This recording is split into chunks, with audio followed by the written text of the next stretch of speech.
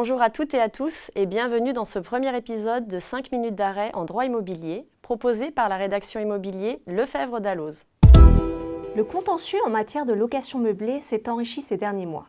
Faisons ensemble un éclairage sur la jurisprudence la plus marquante, sélectionnée par notre rédaction. Revenons sur un arrêt de la 3e chambre civile de la Cour de cassation du 7 septembre 2023, où la ville de Paris a été mise en échec dans le contentieux qui l'opposait à un bailleur d'un logement parisien mis en location saisonnière. La ville de Paris l'assigne en référé pour le voir condamné au paiement de 2 amendes civiles. Pour la première, la ville de Paris lui reprochait d'avoir changé l'usage de son appartement en le louant de manière répétée pour de courtes durées à une clientèle de passage en contravention avec l'article L631-7 du Code de la construction et de l'habitation. Rappelons en effet que le fait de louer en meublé un local destiné à l'habitation de manière répétée pour de courtes durées à une clientèle de passage qui n'y élit pas domicile constitue un changement d'usage au sens du Code de la construction et de l'habitation. Pour les constructions édifiées ou ayant fait l'objet d'un changement de destination après le 1er janvier 1970, les locaux sont réputés avoir l'usage pour lequel la construction ou les travaux ont été autorisés. Pour les constructions existantes au 1er janvier 1970, un local est ainsi réputé à usage d'habitation s'il était affecté à cet usage à cette date. Cette affectation peut alors être établie par tout moyen de preuve. En l'espèce, aucune preuve n'était avancée par la ville de Paris pour permettre d'établir l'usage d'habitation du local. Pour la 2e amende civile, il faut cette fois se placer sur le terrain du Code du tourisme. La ville de Paris reprochait au bailleur parisien de ne pas lui avoir transmis en temps voulu le nombre de jours au cours desquels l'appartement avait été loué en violation du Code du tourisme.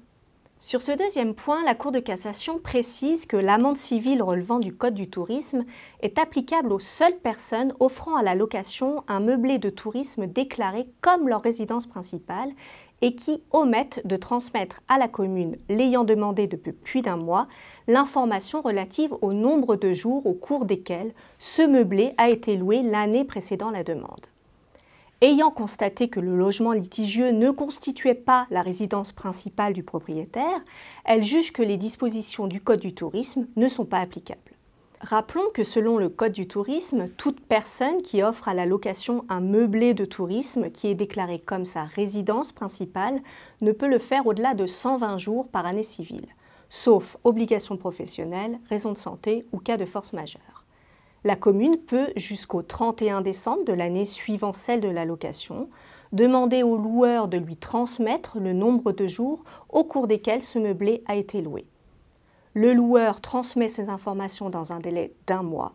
En cas de non-respect de ces règles, la personne est passible d'une amende civile pouvant atteindre 10 000 €. Précisons que cette amende constituant une sanction ayant le caractère d'une punition, son champ d'application est, en vertu du principe de l'égalité des délits et des peines, d'interprétation stricte.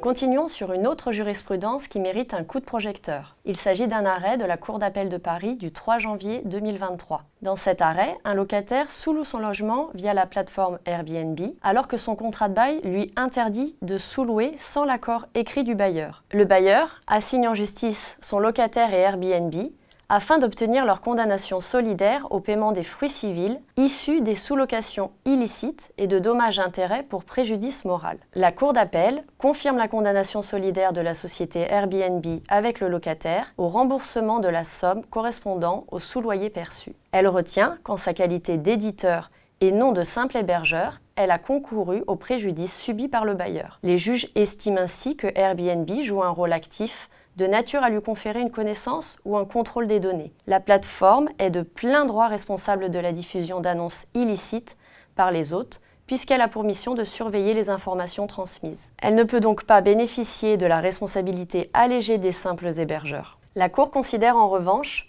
que les commissions perçues ne peuvent pas être assimilées à des fruits civils, puisqu'il s'agit de frais de service correspondant à la contrepartie du droit pour les voyageurs d'utiliser son site internet.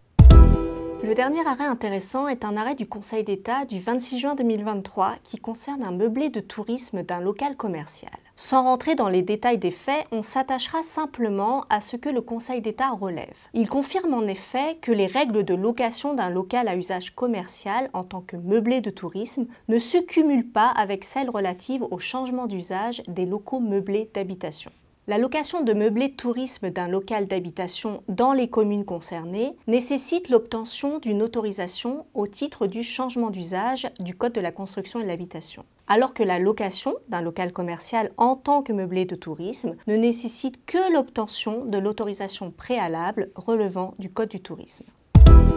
Merci beaucoup pour votre attention et à très bientôt pour un nouvel épisode de 5 minutes d'arrêt en droit immobilier.